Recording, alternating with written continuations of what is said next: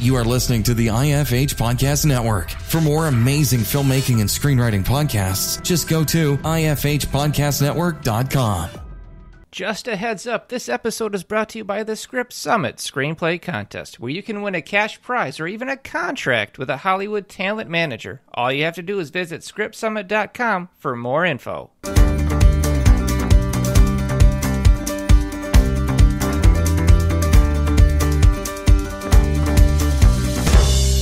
All right, welcome to the Successful Screenwriter Podcast. On this episode, I am joined by a guest host as we analyze and break down a film to discover what works and what doesn't. Welcome to the podcast. I'm your host, Geoffrey D. Calhoun, and my guest host is Kristy Leigh Lussier, staff writer and story analyst from WeFixYourScript.com. I'm so glad to be here. All right, so today we're going to analyze Infinity Chamber, which is available on Amazon Prime. Amazon Prime, yep. Yeah, very good. All right. I'm going to hit you with the log line. You ready? Okay, I'm ready. All right. This is good. This is awesome. You're going to love this log line. A man trapped in an automated prison must outsmart a computer in order to escape. Nailed it. Bare bones. Nailed it. Easy. Tells Perfection. you exactly what it is. Yep. That is that's the standard of this is log line. I really enjoyed this one. So this was written and directed by Travis Malloy, who did Pandorum, and I thought Pandorum was pretty awesome. Are you serious? I didn't know that. He wrote Pandorum. I love that movie. I know, it's a solid sci-fi horror. And so I was like, oh, cool. So he did this thing all by himself. This is low budget. This was like around 100,000. That was it. Oh, nice. So he shot it in Utah, I think. It looks like they shot in Utah. He shot it in like 4 different states. And okay. And at one point he had rented out a technology park. And so he was trying to film this thing at the same time while guys were like doing woodworking next door with bandsaws and stuff. So if you could only imagine, like, this guy, he went bare bones budget. And I think he made a really cool film. Yeah, I mean, this was a great, just self-contained story that worked really well. It really did. I really enjoyed it. So Infinity Chamber is about a guy in a dystopian future who, through mistaken identity, is thrown into this prison cell where he has to relive the same moment over and over as a computer program is trying to decipher his memories and find out what he's hiding from. Yeah, really, really clever. It takes you kind of a second once you realize that that's why this almost feels like time loop is kind of happening. Yeah. But then you understand, like, there's these little things that change every single time. And I'm wondering, why are things changing every single time? Well, that's why. Because our memories are always skewed, Absolutely. It is slightly different each time. Yeah. And that's through recollection. You're gonna look through things with rose-colored glasses, or approach it differently, or just be fuzzy in general. I totally agree. Right. I think the first act of this script was really cool, or this film was really cool, but it was very like, I'm stuck in a cell. I'm going crazy. This computer is caretaking for me, and I don't know what to do, and why am I here? And so we were kind of going through the motions of, let's get all of that out of the way before we really dive into what's really going on. And I thought that was cool. Yeah, no. And I did like it. I like the less is more kind of feeling where really from the start, as the audience, we're going on the same journey and discovering together what. Yeah. So we don't know anything he doesn't know. I like that. Knows, I do. I like films. They grab me when I don't know more than the character does, because now we're experiencing it together. And I think that gets you behind the character more, because we don't really know much about the central character, Frank. We don't really know much about him. They didn't really use any of the tropes to make him likable or empathetic. He's a guy that's in a coffee shop looking at a photo, and you go, oh, that's weird. And then he's taken, and we don't know anything more. So putting you on a journey with him where you're trying to discover alongside with him, I think is a good way to get an audience behind a character. Oh, absolutely. Absolutely. Because it's interesting that, like, you feel that it was kind of more just get it all out of the way at first, because I didn't necessarily feel that way. I felt like there was still more I wanted to know, even as it started to pick up and go. I still had more questions, even more questions than before. Right. I think for me, what it was is by Act 2 is when we get into a lot of humanity. Oh, And for sure. that's when I really started to become invested in the character. Gotcha. Act 1 to me felt very sci-fi. It felt very, I'm in a futuristic prison. Look at all these cool things that are going on. I've got this guy in a camera talking to me that I can't really figure out. But then once we get into the humanity of it, where he starts to fall for the girl at the coffee shop, but then knows she's not real, where he meets the guy in the other cell who's an inspiration of strength to him, and then watches that man over time become broken. Yeah. That was like, whoa, this is going places I didn't think it would, and I love that. Yeah, that was up in the stakes a lot when we discovered that character was right near him or next to him. Right. That's so cool. And some of the show notes I found out is they filmed those scenes a year apart. Those actors never met. They never played lines off of each other. Wow. That's absolutely cool. Incredible. Yeah, that's absolutely incredible. That's the beauty of independent filmmaking in general, right? Yeah. But you can do it in the right way where it's seamless to the audience, and they would never know. Yeah, I know. It's so well done. And I mean, it's a testament to the filmmaker and to the actors, and to be able to pull it off. And I love that line. And I really love the discovery of how the character discovers Howard isn't real. Yeah. Yes. Where he hears the inflections, right? Right. Yeah. In his voice. Where he starts yelling at him, same response. Talking to him, same response. Whispers to him, same response. And then it clicks. Mm-hmm. Yeah, I love that, because even the audience is fooled. And what I found interesting was that he started to actually memorize, essentially, or remember.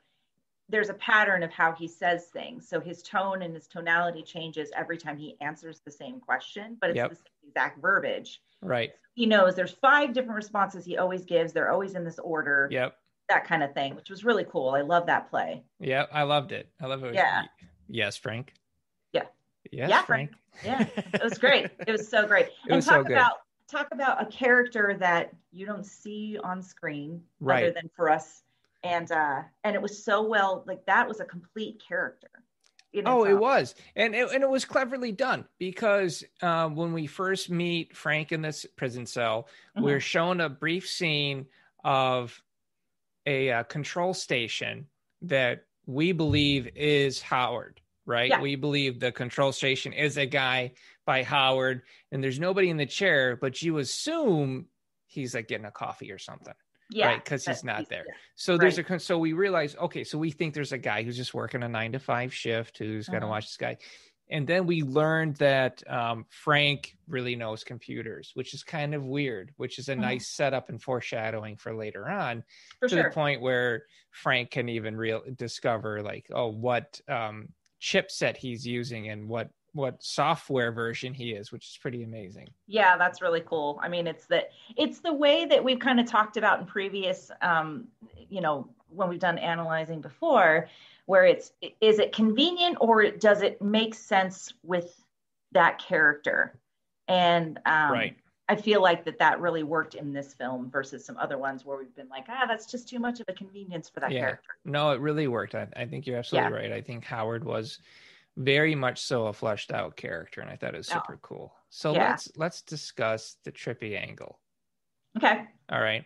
So he begins the story looking at a wall full of photos, right? That's how we first introduced to him, and we don't know why he's so interested in these photos. We find out later on that the computer virus he had been hiding behind one of those photos, which wow, what a great revelation. I thought that was so cool. Didn't see it coming, and the director hints at it here and there by showing the USB stick, but we don't know what he's talking about, and then flashing to the coffee shop. So a lot of thought went into that through line.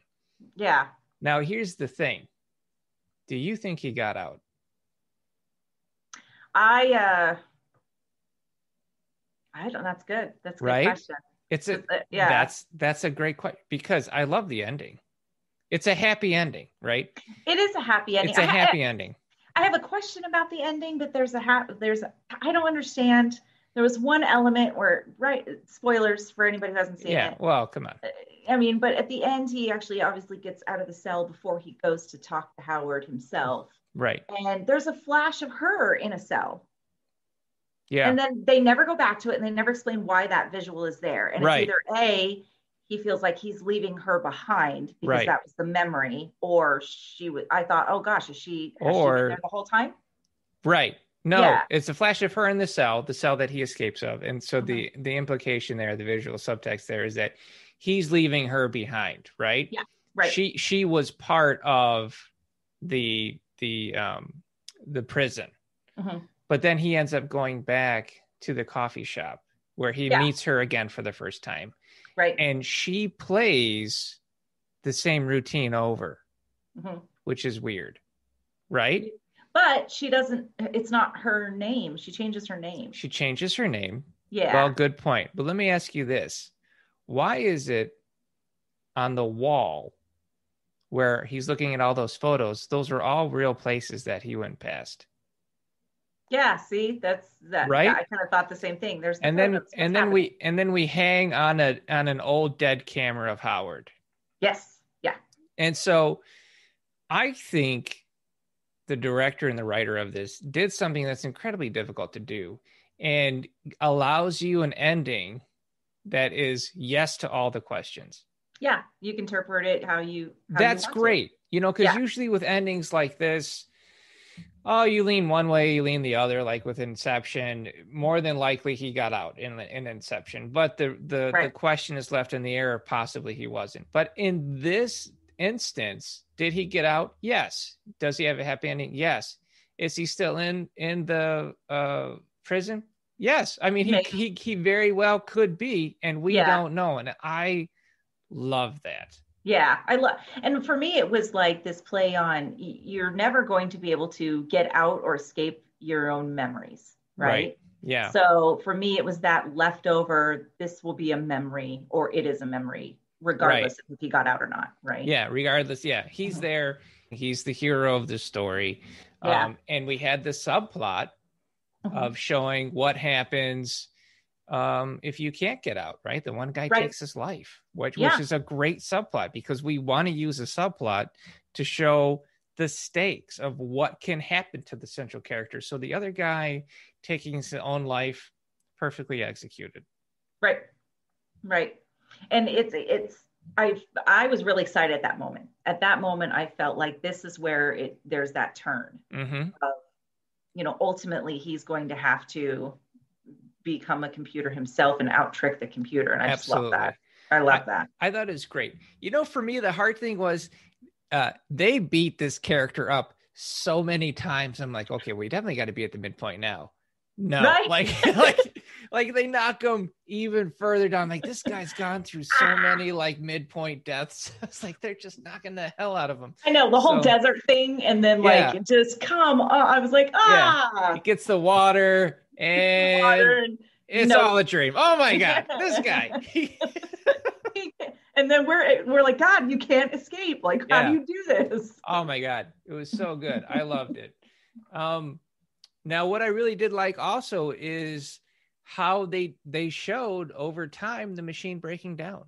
Yes. Yeah. And that was such a great visual because it's subtle. Like you see, well, his drink only got filled halfway full. That's kind of weird. Right. Or the food is a little off, but they don't really harp on it until you see Howard powers down. And then you go, oh. Yeah. Yeah. He's trying to conserve energy or It's fast. Does he have a virus? Does he have the virus? Are they running out of power? Are they, there's all kinds of theories to start going.